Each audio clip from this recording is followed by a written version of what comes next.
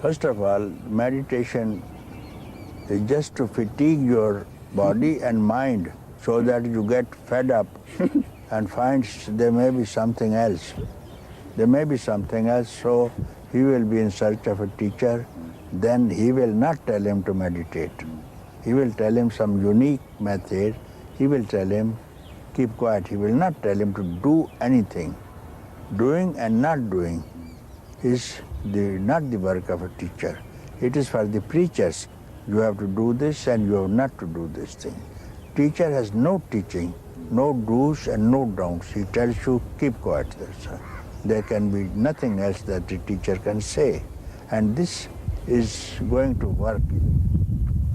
And this could be the best teaching that the teacher could give.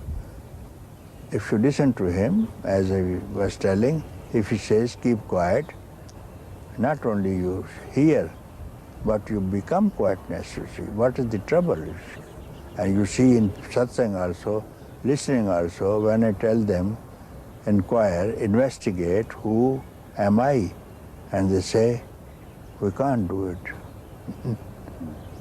We can't do it. You see, we have been doing and we are in trouble, in tension, headaches. So they are otherwise engaged. So therefore, some rare one gets at it. And I do not know why. I cannot give you anything on my own, why it is not working. Why it's not working, you see. And if you keep quiet, you will fall in love with it, you see. After all, everybody needs happiness and peace, whatever they are doing. And there can be no happiness, no peace, no love, no beauty anywhere else, in any other object except this, here and now. Therefore, you don't need any meditation. Because meditation, you need mind to meditate. You need mind to meditate. Therefore, the result of any process has to be mental.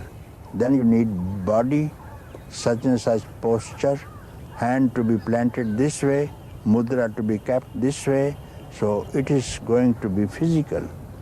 So any physical activity gives you physical result, mental result. Any good idea that attracts you, sounds good, you follow it, that could be mental or intellectual ideas. Then the result will be intellectual. Don't shun all these ideas, you see. Physical, mental, also spiritual, you see. So if you get rid of all notions, what you have heard, and ideas, then you are emptiness itself.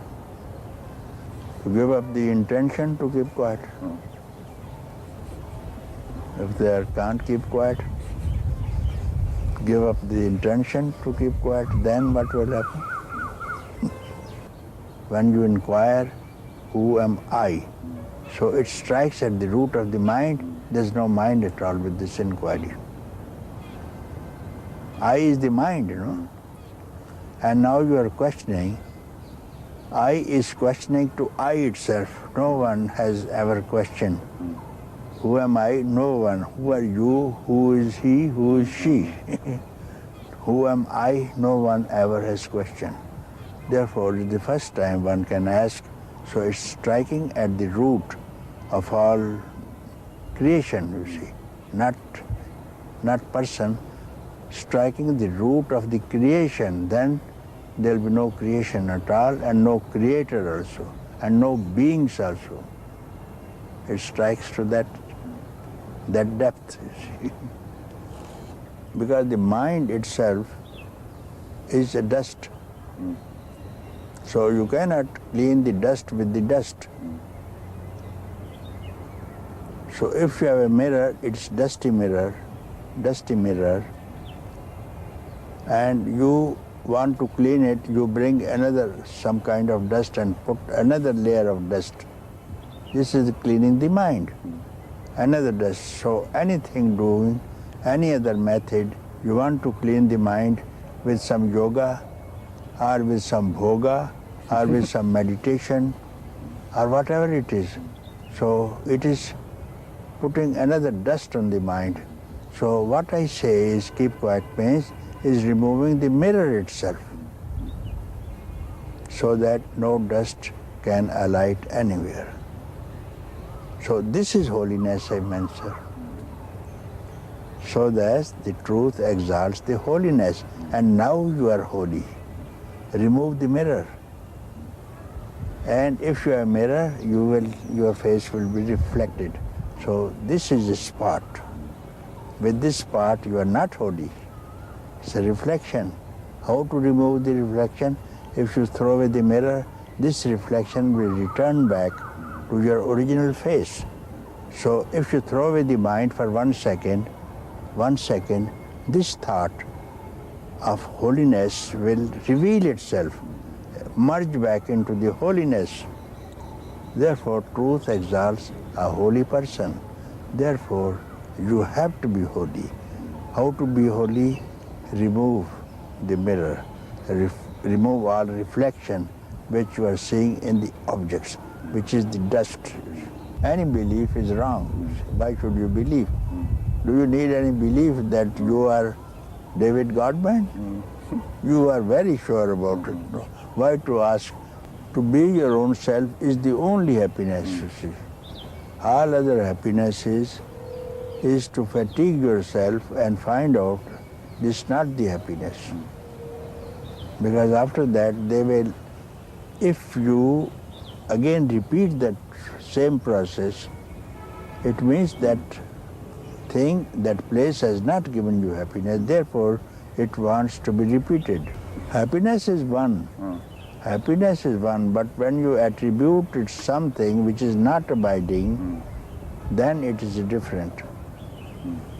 Your happiness, when you say my happiness and your happiness, then it is not that happiness which I point at.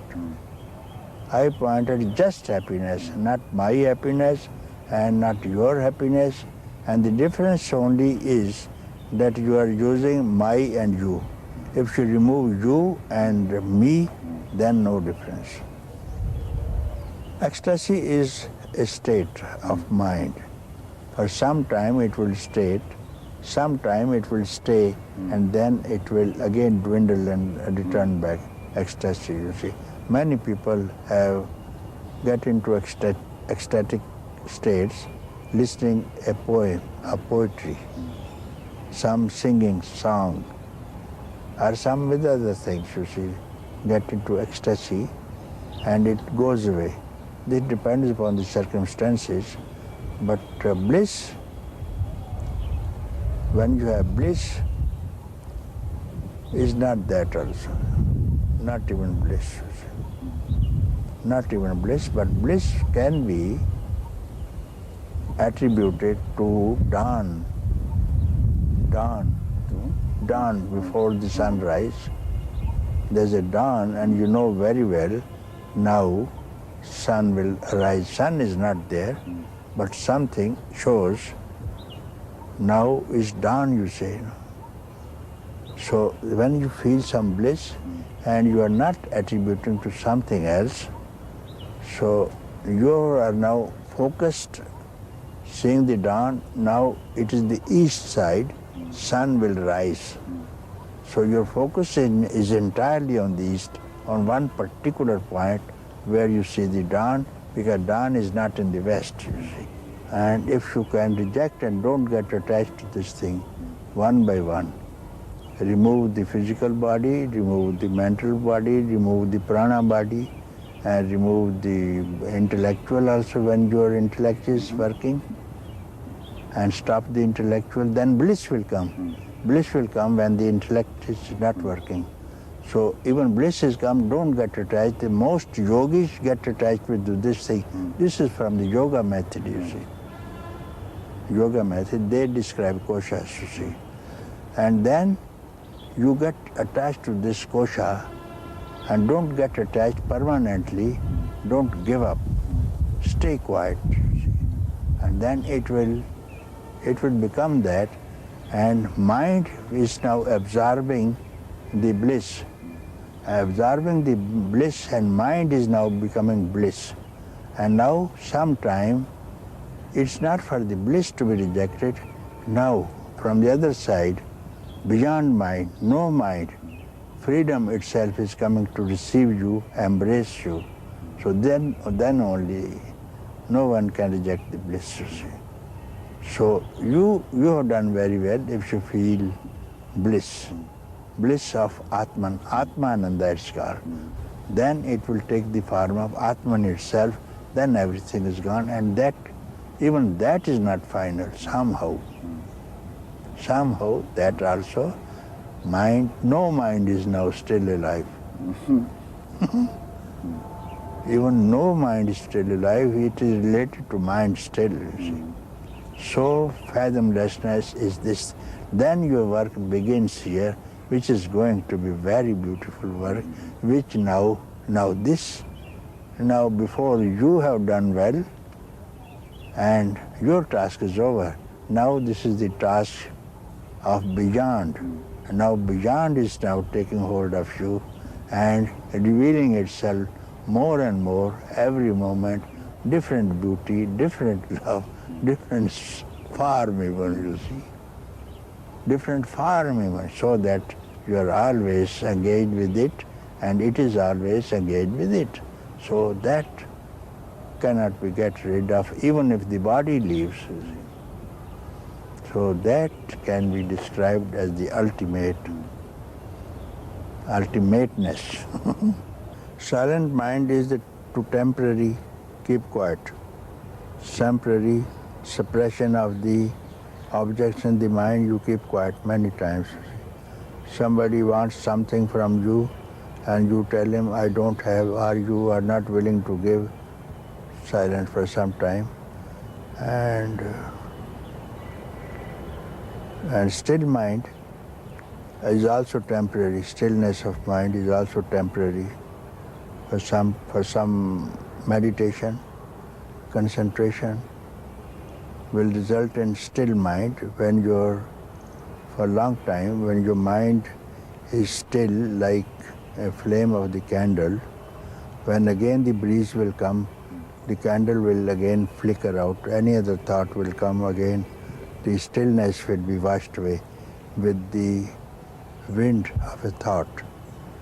Now no mind, I am hearing this question for the first time. It has never been asked to me by any person from India or from the West. It has never been asked. I am very happy for the first time to deal with this question. So, no mind, you want to say? First of all, to speak about no mind, we have to see what is mind. So, mind is something, we start from consciousness, okay? When the consciousness wants to know itself, consciousness wants to know itself, about itself. Who am I? As you are there, yet you need a mirror sometimes to appreciate your makeup. You want to see yourself. Then the mirror will reflect. So from there arises when the consciousness, in the consciousness there is a wave to know, asking, consciousness asking itself to know about consciousness itself. This wave is now rising. Wave in the ocean is now rising. So that wave now becomes I. Separates. Same consciousness, it is now separated from the consciousness called I. So when now mind is left alone, I is all this thing, what has happened. What you see is I only. I must be there when you see a tree, when you see a mountain, a river, men, animals, this is I only. You need I. So this I is now rejected everything. I alone is there. It cannot go back, return. It has decided this is the desire for freedom. It wants to return its original place. So desire to go back is no more there. So this I which arises from the consciousness is now returning to consciousness, and this decision is become no mind now. I is gone. I is gone, and this I was mind. So this I is now rejected. That in between I and consciousness, this in between is called no mind. In between is called no mind, and that's when in between will merge into consciousness itself, then in between will become consciousness itself. As we have this cup, and inside ether, emptiness, space inside, outside also space. And we call it inner space, and this is outer space. Why? Because this form, it's called cup, name, form, length, breadth, diameter. So when this name and form is removed, this ether and this Mahat means greater ether become one. They were always one, and why we call inside and outside, why we call freedom. So from this point of view, I call the inner space is now separate than the outer space. Why? Because name and form. And this name and form is I. When this I goes, this wall is removed, this becomes this. Still, remembrance will be there. Remembrance of no mind is there because you are coming from mind. So now I have no mind. So gradually, slowly, for a long time, how it happens, I do not know, this no mind merges back into beyond. So now you have no mind to work on your own account. You are simply being graced and picked up and obey what it is doing, and you are not doing anything. Doership is gone, mind is no more there, and all these other functions of the mind are no more there. So you stay this time for the stipulated period as has been charted earlier. This life will stay for the rest of the time.